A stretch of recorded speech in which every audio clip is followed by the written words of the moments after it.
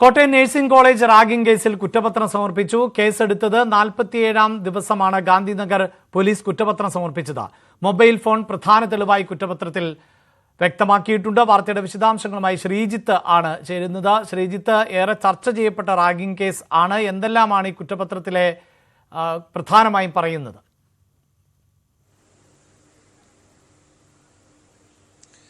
തീർച്ചയായും ഈ കുറ്റകൃത്യത്തിന്റെ ആഴം എന്ത് എന്ന് വ്യക്തമാകുന്ന ദൃശ്യങ്ങളടക്കം പുറത്തു വന്നൊരു കേസാണ് ഇത്. അതുകൊണ്ട് തന്നെ കേരളത്തിലാകെ മനസാക്ഷിയാകെ നോവിക്കുന്ന തരത്തിലുള്ള ഒരു സംഭവമാണ് Kottayam nursing college ragging case എന്ന് അന്ന് തന്നെ ചർച്ച ചെയ്യപ്പെട്ടതാണ്. എങ്ങനെയാണ് ഇത്തരം ക്രൂരത ചെയ്യുന്നത് എന്ന ചോദ്യമടക്കം ഉന്നയിച്ചൊരു കേസ്. ആ കേസിലാണ് ഈ 5 സീനിയർ വിദ്യാർത്ഥികൾക്കെതിരെ കുറ്റപത്രം സമർപ്പിച്ചിരിക്കുന്നത്. 40ഓളം സാക്ഷികളുണ്ട്, 32 രേഖകളുണ്ട്. ഏറ്റവും പ്രധാനമായും ഈ മൊബൈൽ ഫോണും അതിലെ ദൃശ്യങ്ങളും തന്നെയാണ് പ്രധാന തെളിവ്. ഇത് നേരത്തെ തന്നെ കോടതിയിൽ സമർപ്പിക്കുകയും ചെയ്തതാണ്. ഒരു കാര്യം കൂടിയുള്ളത്,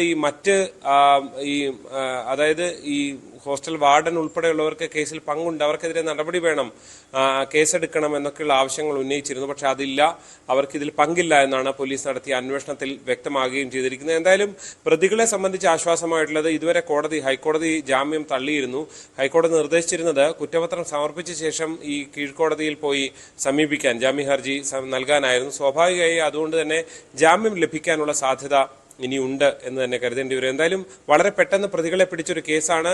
അതേപോലെ തന്നെ വളരെ പെട്ടെന്ന് 47 ദിവസം കൊണ്ട് ഗാന്ധിനഗർ പോലീസ് SHO ടി ശ്രീജിത്തിന്റെ നേതൃത്വത്തിലുള്ള അന്വേഷണ സംഘം കുറ്റപത്രം സമർപ്പിച്ചിരിക്കുന്നു. കോടതി കുറ്റപത്രം സ്വീകരിച്ചിരിക്കുന്നു. വിശദാംശങ്ങളാണ് ശ്രീജിത്ത് നൽകിയത്.